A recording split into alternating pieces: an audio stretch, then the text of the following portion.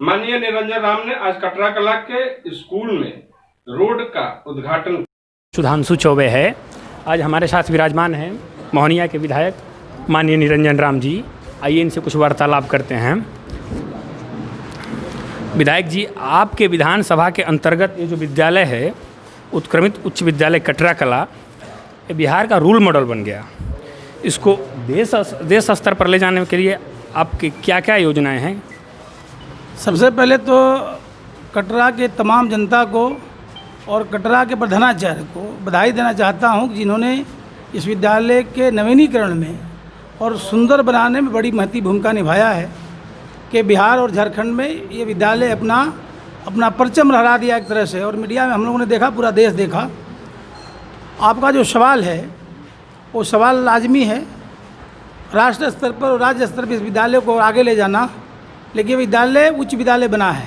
मेरी कोशिश होगी कि ये विद्यालय +2 हो जाए, जहाँ की हमारी बेटी और बेटों को पढ़ने में आसानी पड़े।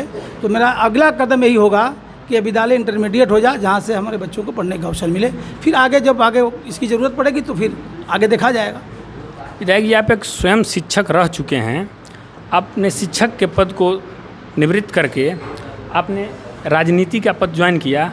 आखिर क्या खूबियाँ हैं राजनीति में? राजनीति समाज सेवा है और नौकरी आदमी जब करता है तो वह आदमी सीमित हो जाता है अपने परिवार तक।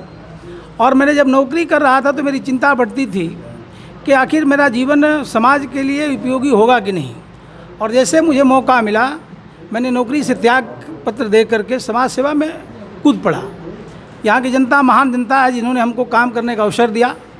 और राजनीति में आने का मूल उद्देश्य यही है कि हम समाज की सेवा करें, उन पीड़ितों के घरों तक जाएं, उनके दुख दर्द को समझें और जनता के जो अधूरे काम हैं, जैसे नहरों का काम करना, सड़कों का काम करना, उनके घरों तक बिजली पहुंचाना, व्यवस्था को ठीक करना, लाइन ऑर्डर को ठीक करना, ये सब काम हम लोगों ने किया भी है।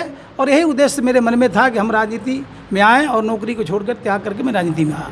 विधायक जी, माननीय सर्वोच्च न्यायालय का एक अभी पद आया कि कोविड को रहते हुए बिहार का चुनाव किया जाएगा, तो आप अपने बूथ स्तर के कार्यकर्ताओं को कोविड को लेकर और चुनाव को दोनों को लेकर क्या जानकारी देना चाहते हैं? देखिए, कोविड की जानकारी उसको मैं व्याख्या करूं कि कोरोना में ग्रसित आदमी हूं और मुझे ही कोरोना हुआ नहीं, मेरी पत्नी को हुआ, मेरी बेटी को हुआ, मेरे बेटे को हुआ। तो मैं इस पीड़ा को, इस दर्द को मैं ठीक से समझ रहा हूँ।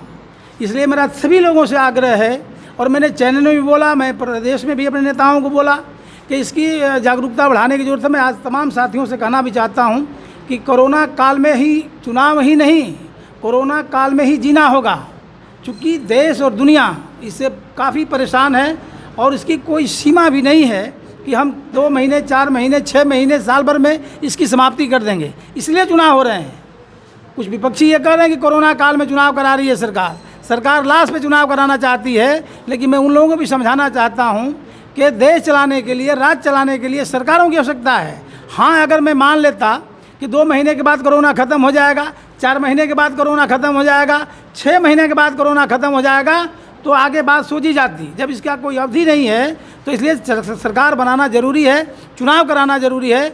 इसी कड़ी में हम लोग चुनाव भी करा रहे हैं और अपने जनमानस को समझा रहे हैं कि कोरोना से बचना है। जैसा प्रधानमंत्री ने बार बार कह रहा है कि 2 गज की दूरी और मास्क है ज़रूरी, इस पर भी हम लोग चर्चा कर रहे हैं। जानबे करते हैं कि ये इलाका ग्रामीण इलाका है, लोग बहुत सी बातों को समझ नहीं पा रहे हैं। थोड़ा सा यूथ हैं, इनको घर में बांध के रखना भी बहुत मुश्किल है। सारी व्यवस्था इन पर लागू कर दिया जाए ये भी संभव नहीं है। लेकिन हम लोग जागरूकता फैला रहे हैं कि आप सावधान रहें और सावधानी के साथ अपने परिवार का भी काम, अपना कारोबार का भी काम, अपनी पढ़ाई का भी काम, अपने घर परिवार के काम को, खेती बाड़ी को भी देखते रहें और कोरोना काल को से बचते रहें। विधायक जी, एक जनता में सवाल चल रहा है फिलहाल में, खासकर छात्रों में, कि बीजेपी कोई चीज़ों को निजीकरण कर रही है। इसको लेकर आपका क्या अभिप्राय है? देखिए, निजीकरण, आप ये बताइए कि विद्यालय निजीकरण हुआ कि नहीं? पढ़ाई खराब हुई है क्या?